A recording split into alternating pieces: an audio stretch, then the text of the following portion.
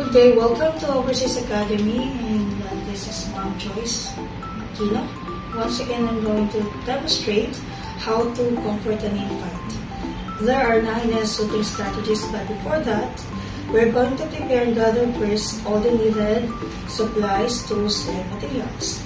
So we have here the baby crib, the receiving blanket, the pacifier, the baby pillow, and the baby dummy. First is swaddling or wrapping the baby in envelope style. So lay the baby on a safe and flat surface.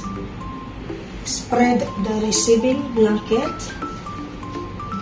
Put the baby on top. So pick him properly. Insert the baby's head in the hood.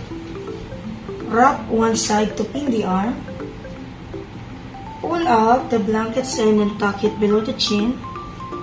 And then wrap the other side to pin the other arm so that the baby cannot move. So this is a form of constraint. Next S is snuggling the baby close to you. So pick him by pulling him sideways, sliding your arm under his back, and then scooping him. So this is by doing the skin-to-skin contact. Third is shushing the baby by uttering a calming reprimand or white noise. Shh. And then fourth, giving him something to suck like pacifier or putting his or her thumb on her mouth. And then fifth, sway. Sway the baby in a fast and tiny motion. And then swing. Swing the baby by carefully and slowly rocking him in your arms. And then sing a song or lullaby. I remember so well the day that we met. You came into my life.